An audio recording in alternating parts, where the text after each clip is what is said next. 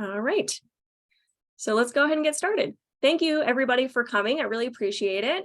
This is Career Services Prepare for the Fair presentation for anybody who is interested in attending the School of Social Work's networking and career fair that's taking place next week.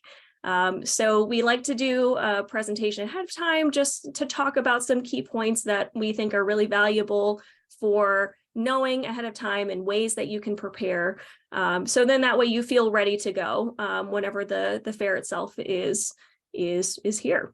It always shows up super quick. It's always really exciting. We've got a lot of awesome employers who are going to be coming.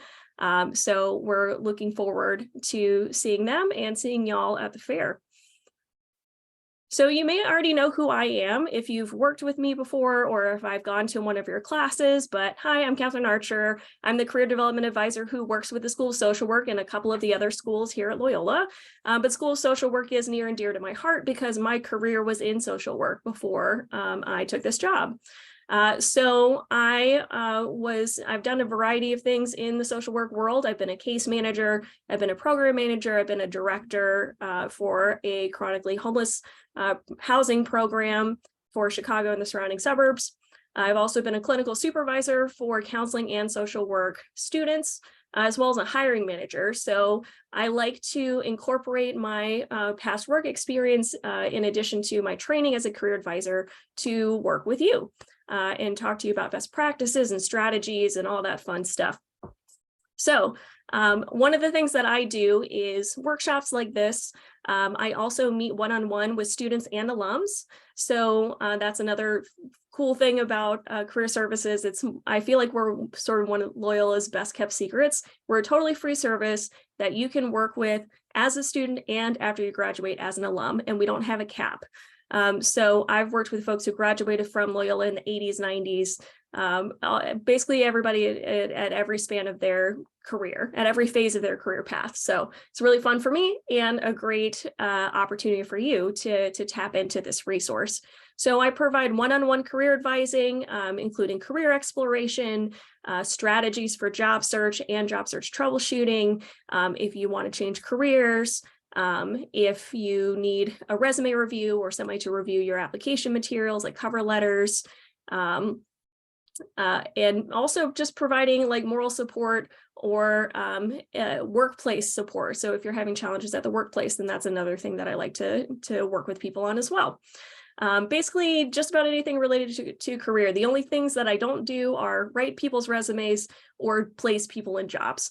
Or find jobs for people. I help you get the tools for finding these jobs and really establishing a strong network.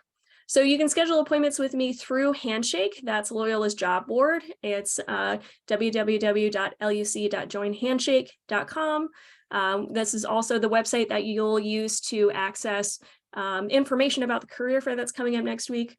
Or you can call our front desk at the number here in order to schedule an appointment with me. All right, but let's get to the main event of tonight, which is talking about the career fair. So I always like to start this session by going over a little bit of networking 101, then how we set a plan of attack for preparing for the fair, what you can do in the days leading up to the fair, what you can do the day of, and also the day after the fair as well. All right, so networking, I think, is a word that can cause a lot of anxiety for people, and I totally get that. It's definitely something that was very nerve-wracking to me, and it can still be for sure. And whenever people think of networking, they often think of like career fairs, big places, rooms full of people where everybody's being professional, you're schmoozing, you're talking business, all of that stuff. And it can feel maybe hollow, or maybe we feel out of place, or it feels like, what do we even say? What are we supposed to say? So I think a lot of folks come into career fairs or networking events with this idea in mind of like, oh, I need to act a certain way. I need to do something specific in order to like get the job. But I like to sort of demystify the concept of networking a little bit and really break it down to what it can be simply, which is basically just building relationships with people and sharing information. So if we were to look at it at a very basic example, we've all networked before. If we're trying to figure out like what kind of class that we should take, if we know somebody who took a class and like, hey, can you tell me about this teacher? What was their teaching style like? How do they grade? Or if we're getting a recommendation for a restaurant or a book or a TV show, or shopping for an appliance, like we're going to reach out and talk to people to learn about some information. And usually we try to talk to people that we know or that we're familiar with, but sometimes we have to talk to people that we haven't met with before. And even having that conversation with them creates a relationship with them in some way. So I think that it's helpful to kind of break it down and make it a little bit simpler about, it's all about meeting people, building relationships with them, even if in a simple, like professional, even if it's just one or two instances of working with them, sharing information and continuing to cultivate our network in that way. So networking at career fairs, I think, are an especially useful opportunity that being at Loyola also lends you. It's sort of like an excuse to be there, right? Like there are career fairs and stuff that happen like out in the city of Chicago or with professional orgs and things like that. But the nice thing about going to a career fair at your university is that there's basically a lot of supports in place and a lot of employers who are interested in hiring people who are in school or just about to graduate from school. So the expectations about the kind of experience that you're going to have is pretty much already established. Another thing that I like about career fairs is that it's a great way to meet a bunch of employers all in one day.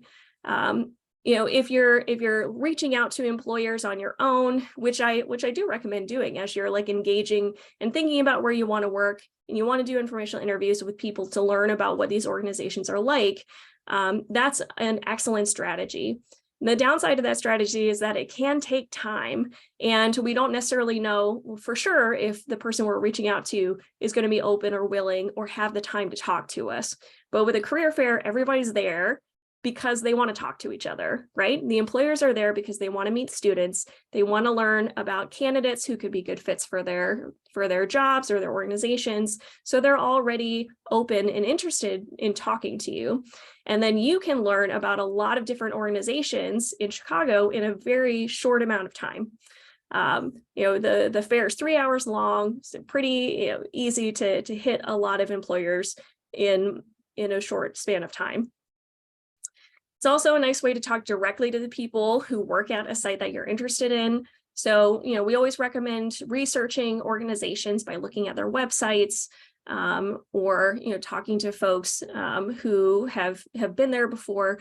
But a career fair is a great way to talk to people who are currently working literally there at that organization. So then you can get a little bit more context and more of the human side of what it's like to be there. You don't have to do a search on their website to figure out like what are all the different programs and things like that. Also a good opportunity for you to ask questions about a job that you want to learn more about. I think that looking at job descriptions is a great way to get familiar, with the different types of jobs that are out there that you might be eligible for. But I think we've all looked at job descriptions before and wondered, well, what does this job actually look like? Like what? It feels a little abstract sometimes. So talking to a recruiter or talking to a supervisor or a hiring manager who works with the people in these positions will be able to shed more light on what a day in the life of a case manager, for example, might actually look like, or working as a therapist in a community mental health center or in a private practice and how those might be different. It's also a great opportunity to develop a lot of job leads.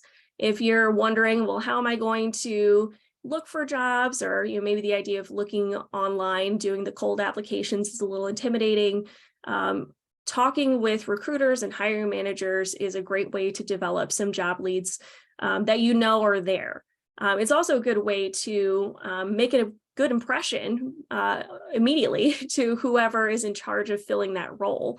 And that's the challenge with cold applying online, is that hiring managers have no context for who you are. But if you meet them in person and you make a good impression, then they feel more motivated to call you in for an interview and want to hear more about what you have to offer. They can gauge your fit for the organization or the program a lot better. It's a great way to grow your network of professional social work contacts as well, especially if you feel like you haven't had the opportunity to really socialize with people in the field. Career fair is a great way to meet a bunch of them all in the same room. And if anything, even if you don't secure any job leads, even if you talk to folks and you're like, well, maybe this isn't the right type of job that I'm interested in, maybe there's a different type of job in social work that I'd rather do, just going to the event itself gives you the opportunity to practice your networking skills, practice talking about yourself in a professional setting, practice and being able to communicate who you are to a group of people who have no context for you. And every time you do that activity, it makes it easier to do the next time. So I find career fairs are kind of a net positive to go to anyway, like whether you get a job there or not. There's a lot of opportunities for developing your professional network in your career path while you're there. Okay, so that's my networking spiel, why it can be helpful to go to something like this and to kind of reset our ideas and expectations of what networking can be. Now let's get into some of the nitty-gritty logistics of the fair. So the Networking Career Fair is happening next Thursday on the 23rd. It happens from 3 to 6 p.m., so it's 3 hours long. It is going to be in person again this year. We went back to in person last year, and so we're going to be doing it again this year as well.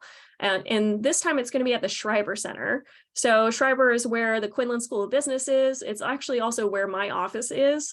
I'm the only non-business career advisor who's downtown at Water Tower full-time. So that's where I'm at. But the Schreiber Center is a gorgeous building. It's great for hosting events. So the career fair is going to be on floors 9 and 10. And don't worry, there's going to be lots of signs pointing you in the right direction and lots of staff.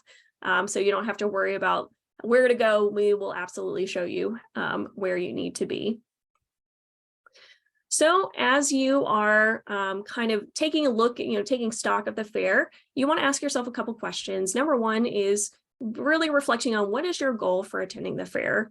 What can you know, or what do you want to know before attending the day of the fair? I know it can be tempting to just kind of wing it, like to go and wing it, but the challenge with fairs like this, especially, as we are coming back from the lockdown where everything was behind a screen, is that in-person events, which are fantastic and like one of the best ways to really connect with employers, can also feel kind of overstimulating and overwhelming.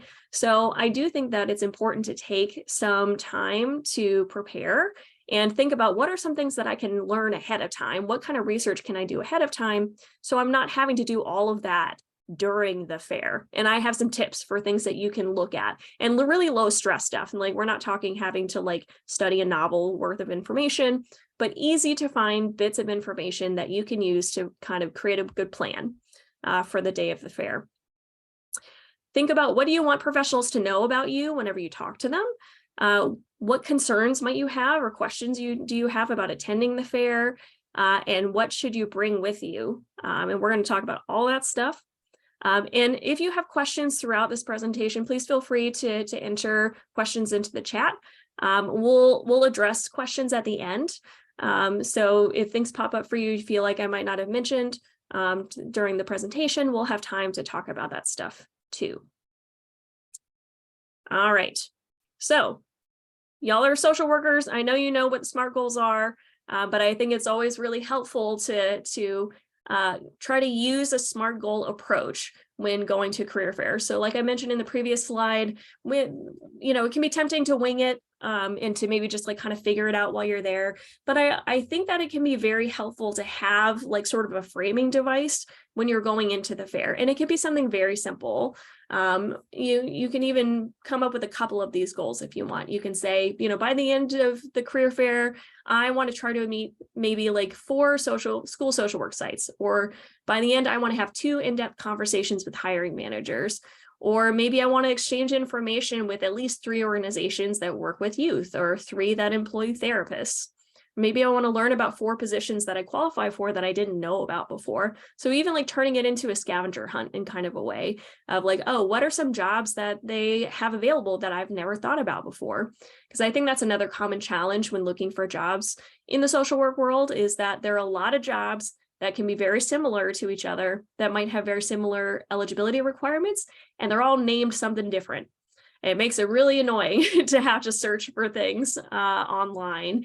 You could be a case manager, you could be an outreach specialist, you could be a community support specialist, and all of those can have slight differences to them, but many of them have a lot of similarities. So even learning about like what some of these jobs are called and what their responsibilities are will help you to gain more literacy about the field.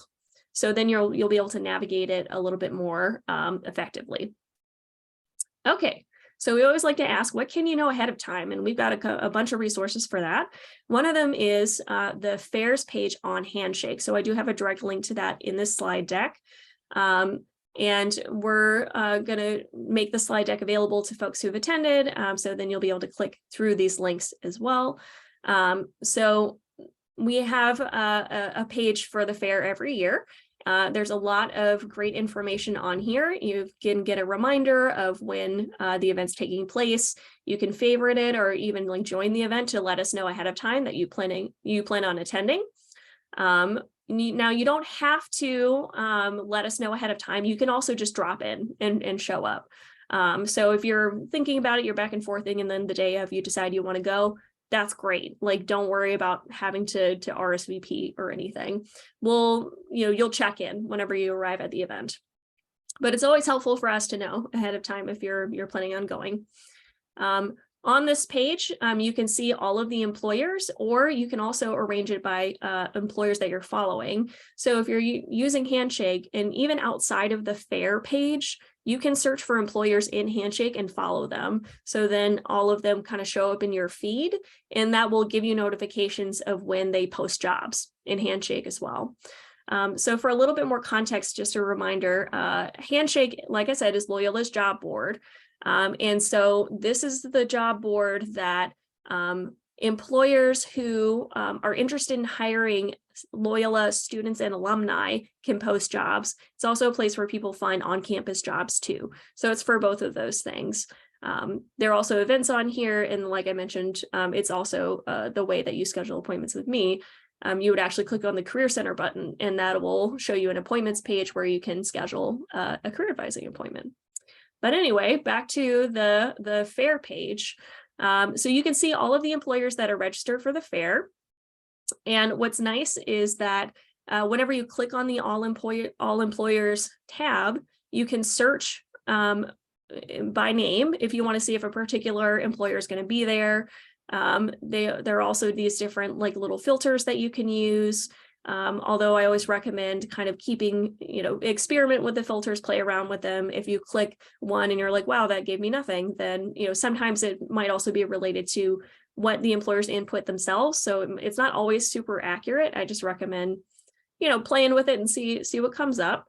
But what's nice about this is that you can search through the whole list of employers, and it gives you a lot of information, gives you like where their office is located, a link to their website, so you don't have to Google search it and try to figure out which website is for which org, because some of the sometimes employers have very similar names. There's a little blurb that talks about who they are and what they do.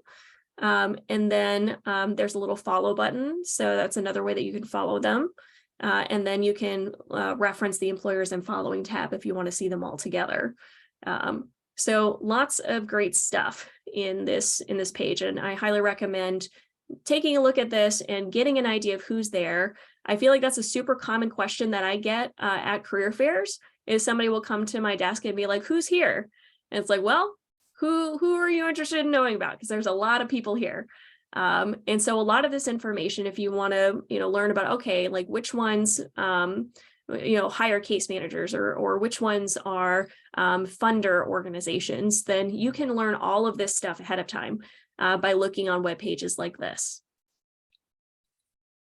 All right, so like I said, it's helpful to do some research on the employer themselves. So these are a couple prompts for things that I recommend researching in order to identify like employers that you feel like could be a good fit for you to talk to and potentially work for. So whenever you're looking on their website or on their page on Handshake, you can think about and review things like, what is their mission? What kind of populations do they serve? And what kind of services do they provide? Even, learning about services that you might not be particularly interested in working as a job, but like, what are some other things that they offer too? What makes the employer stand out for you? Maybe look at their news page. What have they been in the news for? And what are some things that you don't know about them based on their website that you want to find out?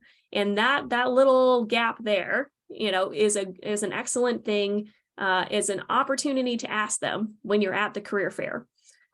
So these are all the things that you can learn and then identify, well, what is something that I can't learn on their website that I could maybe ask them about or talk about at the fair itself.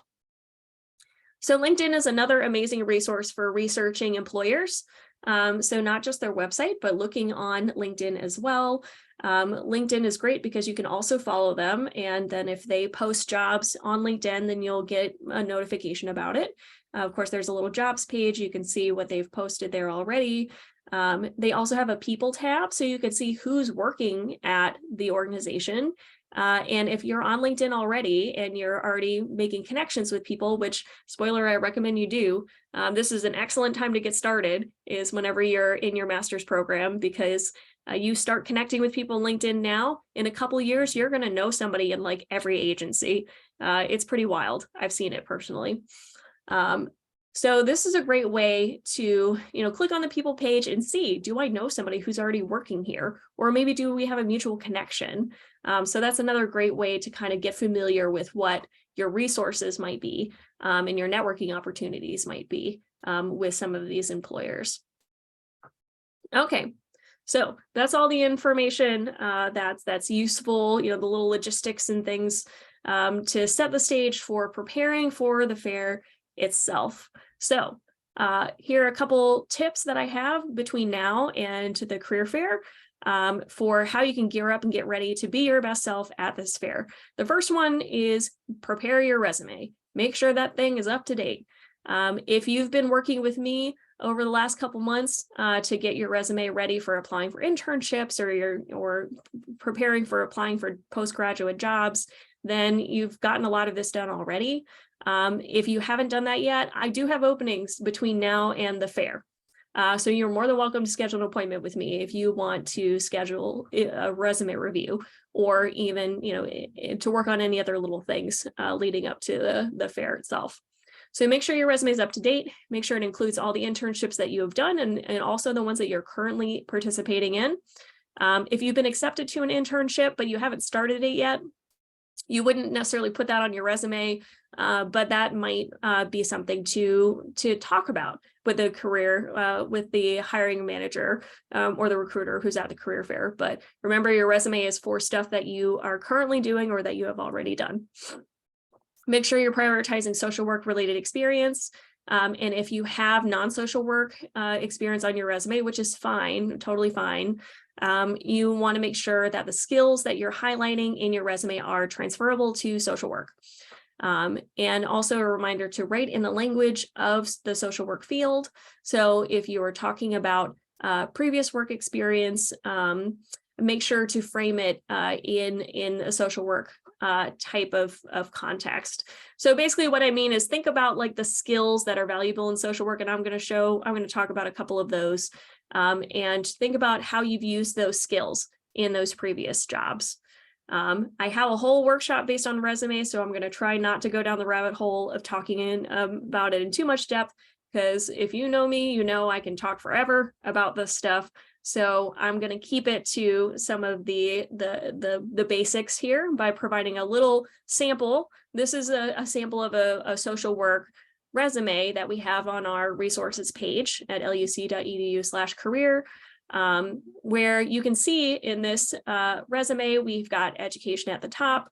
We've got a relevant work experience section that has the internships that the student has done, and then another work experience section below that. And the reason why we have these two sections is that we want to bring the social work experience as close to the top of the resume as possible. And having other work experience that is not social work related is also fine. And in fact, it can often be important because sometimes it might be the only paid work experience you have, or you want to showcase a history of paid work experience in addition to your social work experience. And all of those things are good to showcase. If you have particular questions about your resume, I'm more than happy to talk about it in the context of a meeting. All right. So like I mentioned, there are transferable skills that are really valuable to showcase. I'm not going to go through all of these right now because we just don't have the time, but you're welcome to take a screenshot of this page, or if you're watching the recorded version of this, you're welcome to pause and take a look. But there are buckets of skills that are valuable in social work, and many of these skills we use in a variety of different jobs and industries. So it can be really helpful to showcase when we have used these skills in our past work experience. Especially whenever you think about the kinds of work that you are wanting to apply for, or that you're wanting to attract when you're at the career fair, you can think about which of these types of skills are really helpful. And these are all sort of suggestions for different types of activities that one might do to showcase this skill. So for example, the assessment skill, assessment can be a formal assessment, like an intake assessment, or it can be an informal assessment. Like, let's say that you had a previous career in marketing and you had to help a client sort of assess their current marketing efforts in order to identify problem areas. That's a transferable skill that you can transfer to the social work world. Same thing with diagnoses, whether we're talking literal formal diagnoses or identifying problems, and then making recommendations based on your assessment. So this is just one example of a lot of the different types of activities that you could showcase your skills in. All right, so get your resume up to date. If you want somebody to look at it, I'm happy to take a look at it if you want to schedule an appointment.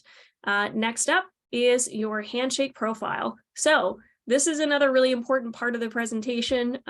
This year, we are going to be piloting a new type of technology at the career fair. We're going to have, QR codes are not new technology, but this use of them is going to be new and cool.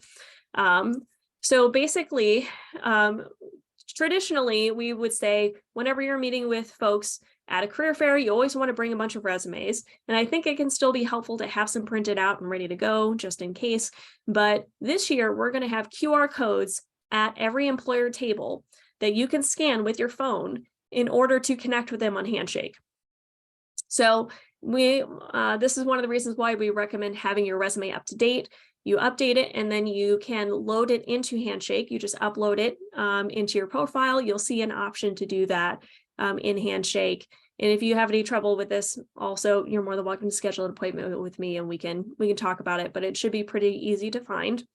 Upload your resume. So then whenever you scan the QR code on the employer's table, then you'll be able to connect with them on Handshake. Now, there are different privacy settings on Handshake, so I just want to point these out and kind of illuminate these a bit. Now, basically, with any of these settings, like the employer will still get some type of information about you if you choose, if you scan. And so that's the important thing, is that your information is not just going to be given to everybody, right? Like, you decide who you want this information to go to. And it's basically just connecting your profile and your resume and sending that to the employer directly. Now, if you have your profile setting on private, you'll still be able to apply for jobs in Handshake, but you won't have any employers reaching out to you. You'll have to reach out to them. And also when you check in with an employer during a career fair, they'll be able to see your basic information and message you, but they won't have access to your resume, for example. So you'll want to choose the employers or the community setting if you want to be able to share your resume with employers in this way. All right.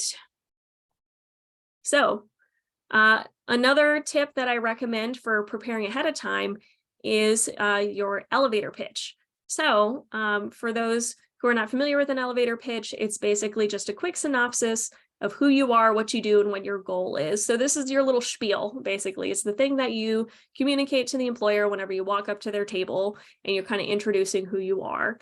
The elevator pitch can be used in different contexts. Sometimes often we recommend using it to answer the "tell me about yourself" question in an interview.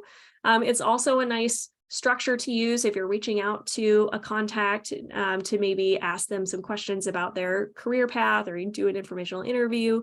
But for this context, for a career fair, an elevator pitch is a great way to just kind of introduce who you are, provide a little context about who you are, and to get the ball rolling with the conversation with the employer. So that's the type of format that we're going to review in this presentation. So I have a pretty straightforward formula for this. You just want to introduce yourself, give your name, provide some context about your education, the type of degree that you're getting, maybe a concentration, your interest. So, why are you talking to them about? Maybe if it's a particular position or the employer. Highlight any type of relevant skills or accomplishments or things about your candidacy that you think are helpful for them to know, and then end with a question. So we do have an example here that's pretty simple.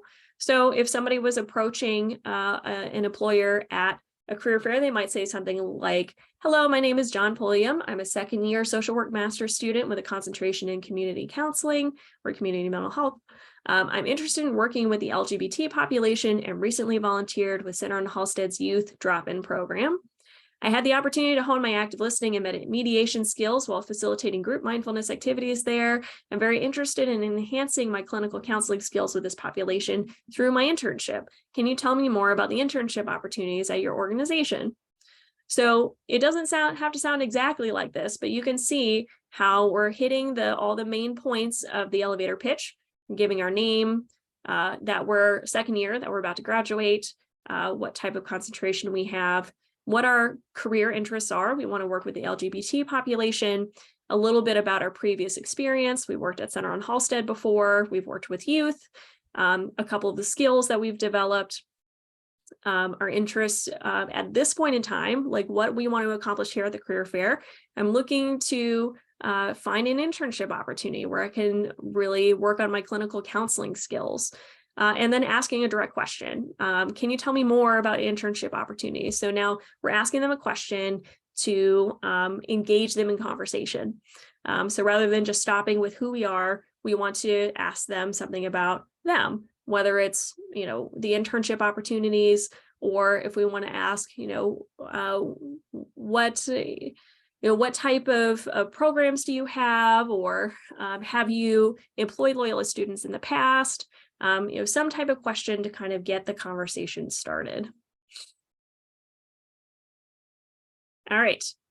So another recommendation that I have is to not only update your resume, but get familiar with the content in your resume. It is one thing to know your own work experience and to kind of think about it and reflect on it and maybe write about it. It's another thing to talk about it, right? It's another thing to talk about it to somebody who doesn't know who you are.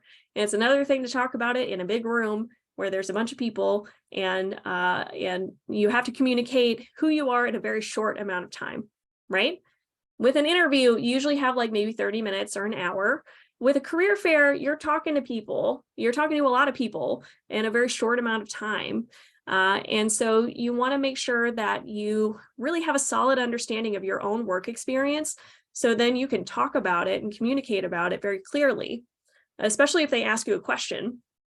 If they're like, oh, talk to me, have you worked with an aging population before? Or like, what kind of things did you learn at your last internship? You want to be able to communicate to them pretty quickly because of the circumstances of the environment, and to, make a good impression on them as well. So, think about how you want to communicate about your work history, talk about what you learned in previous internships. Maybe describe how your past career influences your social work career. If you're a career changer, how did you become interested in social work? Think about like what your spiel is on that. And maybe the highlights version, right? Like the Cliff Notes version, because of the setting. We don't have a lot of time in this space. So how can we communicate about it in a fast but still understandable way? Think about what skills you've developed that would make you a good fit for that employer or the role that they have available. And as I've been mentioning, you just want to keep it brief. And this is where practice really comes into play, because there's that mechanics, aspect of it. Like, whenever we're thinking about something, it sounds so beautiful, and then we try to say it and we're like, bleh, it just comes out weird, or it comes out funny if we haven't practiced, or especially if we're in an environment where we feel kind of nervous. It's helpful to practice it a couple times, because then it's easier to communicate. All right, so that's a bunch of stuff that lead between now and the fair that you can kind of think about, reflect on, work on, practice, get ready to go, all that fun stuff. So here are some tips for what you can do the day of the fair. So before you go, like I said, maybe run through your spiel one more time, make it feel comfortable, like a pair of shoes that you've broken in. Speaking of dress professionally, and speaking of shoes, wear comfortable shoes. You're going to be on your feet for a little while. You can have nice shoes, but flats. I mean, I personally need flats, but some other folks are amazing in heels and can wear them very comfortably. And I have a lot of respect for you. Also try to have some copies of your resume ready. In addition to downloading the Handshake app. So Handshake does have an app that you can download on your phone.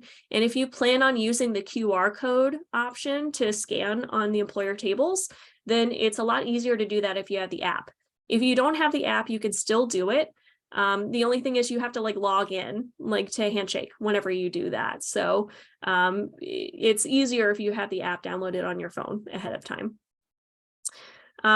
Also, take the time to review what you know about the employer one more time. You can kind of skim their information on the Handshake app if you want. And just so that way you have it down where you feel pretty familiar. You will get a map at the career fair itself that will tell you all the tables and where people are located. So you don't have to worry about that.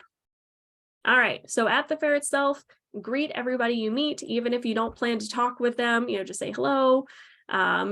Visit the Ask an Advisor table. There's going to be a table there where I will be there to answer any questions that you have. And I'll talk more about that in just a second. Be mindful of your body language. Like I said, a career fair can feel very overstimulating sometimes. So it's helpful to, if you realize your shoulders are going up, maybe just take a breath and just kind of, give yourself a moment to kind of relax and pay attention to your posture, handshakes, and, literal handshaking, not just the app. If you feel comfortable with that, all that fun stuff. Try to connect with people on a human level, be genuine, but don't worry about being perfect. They're not looking for robots. Don't worry about is my experience good enough? Oh, I'm a new grad, or I'm just maybe a first year. That is okay. The career fair people are there at a university with the expectation that they're going to be meeting people who are in school or who are just about to graduate. So, cut yourself a little bit of slack and don't shy away from showcasing your skills and what you have learned. Ask questions and be curious. So not only do you want to communicate about yourself, but you want to learn more about them. So make sure that you're asking them questions too. Try not to be desperate. Don't ask them I just want a job, I just want any job, or I'll take any job just to work for you. That doesn't always come across very well. It's much more effective to be thoughtful and intentional about learning about your options and also seeing your value in that you shouldn't just go for any place that's going to offer you a job. Like, and employers want somebody who is also being thoughtful about their job, because they don't want you to take a job and then realize, oh, this is not a good fit for me, and then leave. So everybody wants, everybody to be thoughtful and intentional about selecting the job and applying. Whenever you're done talking with folks, you can give them a paper resume, or you can scan the QR code, take a business card, or maybe jot down somebody's name or email address. And the nice thing about that is, before you move on to the next table, or after you've been to a couple, take a second and maybe jot something down about the conversation that you had, so you can remember it later. You don't have to keep it all in your brain. You can note it down. You either put it on your phone, maybe on a little notebook page, a business card, just so you remember some of the things that you guys talked about. You can also ask to connect on LinkedIn. If you're talking to a hiring manager or recruiter and you're like, wow, this is great, like we have a great connection, you can ask like, hey, I'd love to connect with you on LinkedIn. And then, keep that in mind for later. And another thing that I like to remind people about too is try not to arrive too late. The fair goes from 3 to 6. And sometimes people try to show up to the fair maybe at the last half hour or the last 45 minutes. And you can do that, but just know that some employers start leaving in the last hour or so, depending on traffic or, outside obligations or what have you. So if there's employers that you really want to see, I do recommend trying to go a little bit closer to the beginning or middle of the fair rather than near the very end. And also, by the end of the night, people are tired. So they might feel like fresher and more interested and willing to talk with you if it's a little bit earlier in the fair. There's also going to be snacks. So I'll say that too. I mean, you do want to be fed and hydrated before you show up, but there will be drinks and snacks at the fair too. So don't worry, we're not gonna leave you guys hungry. If you're trying to figure out, okay, what are some things that I can ask employers? Here are a couple little suggestions. Some things that you could ask them about is a specific role that they have, maybe ask them in a typical day, what does the medical case manager do? Or where do they work out of? You could ask them more about the hiring process. You can ask the person you're talking to about their own experience. You can ask them, what do you enjoy about your job? Or what do you like about working at Center on Halstead? Or what are some challenges that you faced in your role? You can ask them about growth opportunities at the organization. You could ask about the company culture. Any of that stuff is free game. All right. And while you're at the fair, if you find that you need a little bit of help, like I said, I'm going to be there. I'm going to be the Ask an Advisor table.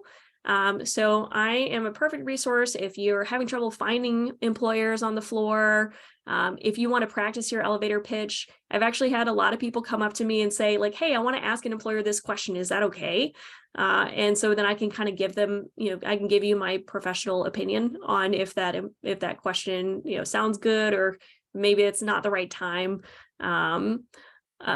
If you want to process your experience at the fair so far, like sometimes students like to drop by to take a little bit of a breather before they start going back in and talking to employers. So you can come chat with me about how it's going. Or if you want to celebrate a victory, if you got, a card or you had a really great conversation with an employer that you want to celebrate about, like come talk to me. I love that stuff. I love going, yay, it's helpful, I think, and such a nice morale boost if you've got somebody to share this kind of stuff with. So that's a part of why I'm here too. Here for you. All right. So after the fair, you've schmoozed, you've met with employers, you've built new relationships, all that fun stuff. One of the first things that I want you to do is celebrate. You did it. You went to this thing. Congratulate yourself on a job well done. I will fully acknowledge that networking can be exhausting or draining, but it is so rewarding. It is one of the best ways to learn about an industry, learn about a field, and also identify new opportunities that you wouldn't have even known about before. So putting yourself out there, it's so rewarding. And also know that every future networking event that you go to is going to be easier because of the work that you put in going to this fair. So a lot of net value from it.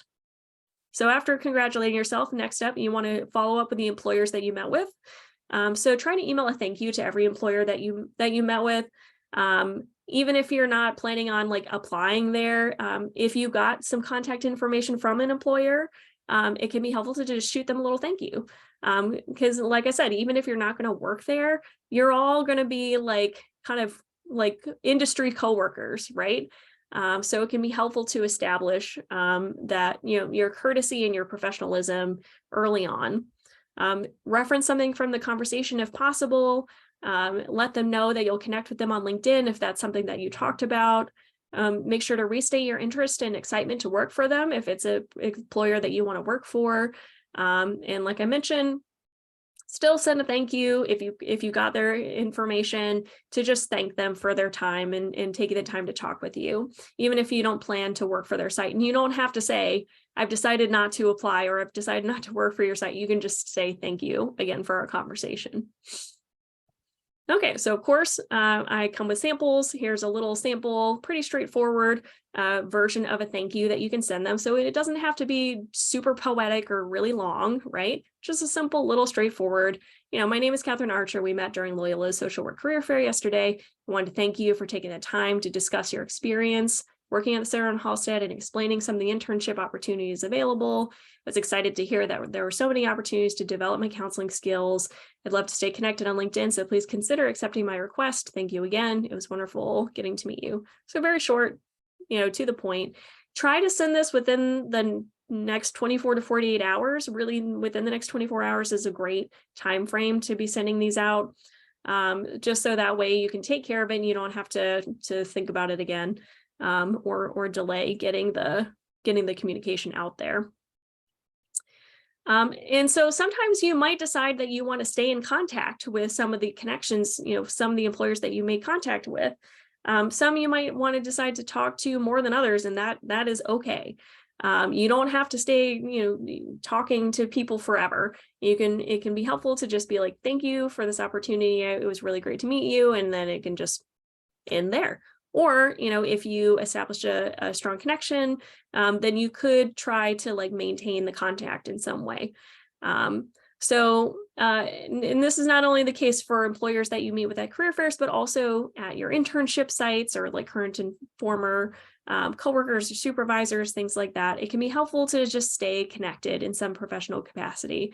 And so some ways that you can do that are you know, connecting with them on LinkedIn, maybe liking or sharing updates or articles that they post if they are an active user there.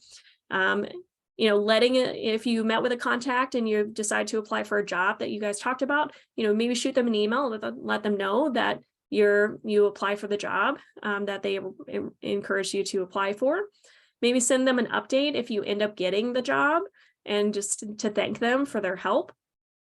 And then if you want to send them a little hello or a check-in, you know, every couple of months or every year or so, depending on how much you guys have been in contact before, that's also a nice thing to do as well. You know, every now and then I get former interns sending me emails just saying, hey, just want to let you know that I'm working at this place now and I hope you're doing well. So even little things like that can go a long way. So another thing that is helpful is to reflect on the experience. So, you know, whenever you're done, think about what did you learn that you didn't know before going to the fair, whether that's about yourself or about employers, or maybe things that were challenging, or maybe things that weren't as hard as you thought. Those could be really valuable learning moments and points of reflection. You know, think about, did the employers provide you with any additional contacts that you didn't meet at the fair itself? And do you need to make contact with them now? Do you need to reach out and send them an email?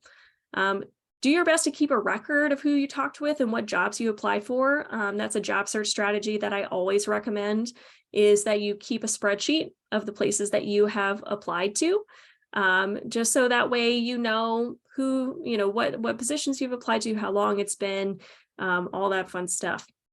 It's also a great way to troubleshoot your job search if you have that information. So we'll probably send you a survey asking you to complete a survey about the fair.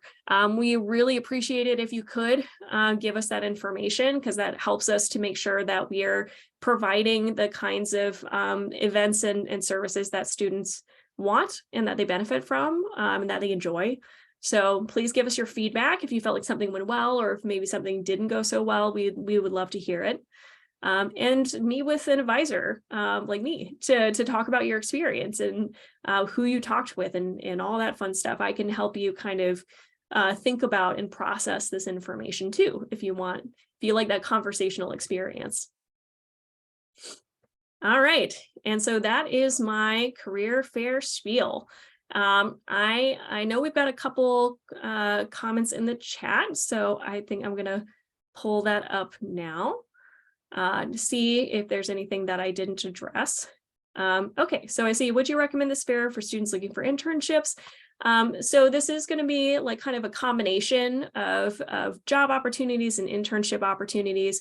If you haven't found an internship yet, as you're currently engaging in that search, it's helpful. You can take a look at the website on the Handshake career fair page, and there's actually a filter where you can click and see what types, what employers are offering internships. So that can be one way. So yeah, come take a look. All right, another one says, I'm a psychology major, but I'm interested in social work. Do you think the fair can work for me? Yes, so the fair is not just for social work students. I actually encourage my counseling and my Institute for Pastoral Studies students, because I also work with them, to come to the social work fair too. So while, all of the branding is about the School of Social Work and things, these are organizations that folks who are interested in the social work world and want to work in it can also find opportunities. So that's another thing too. I have a counseling degree, and I'm a licensed clinical professional counselor, but my career was in social work for a lot of it. So there is a lot of overlap between the social work and the counseling and psychology world. So yeah, absolutely. Go, check it out. I think a lot of the employers are going to be anticipating social work students, but that doesn't mean that there aren't opportunities for you. It can also be a great way to just get to know a lot of these organizations. And if they don't have opportunities that you're eligible for at that time, they might still want to stay connected with you to talk about what opportunities might be available. So yeah, great question. All right, next one. If we know that we don't want any of the jobs going into this, is it still okay to ask the employers about their department/positions in the company that might be more relevant to our skills, interests, and how we might be able to pursue them in the future when they open up? Yeah, so you don't necessarily have to attend the fair just for the specific openings that they have at that time. It's also a networking fair. So yeah, absolutely come, you get to know the organizations, talk to them about what types of services and positions that they have in general, in addition to the openings that they have. I have seen students connect with recruiters at these organizations who kept them in mind and kept their resumes on file for whenever other things open. So yeah, absolutely. You can definitely come to talk with folks. All right, so that looks like that was all the questions that were in the chat, but it is 5:57, so we still have a couple minutes. If anybody else has a question, you're welcome to unmute and ask if you want to, or you can type something in the chat too. And I'll go ahead and turn off the recording here.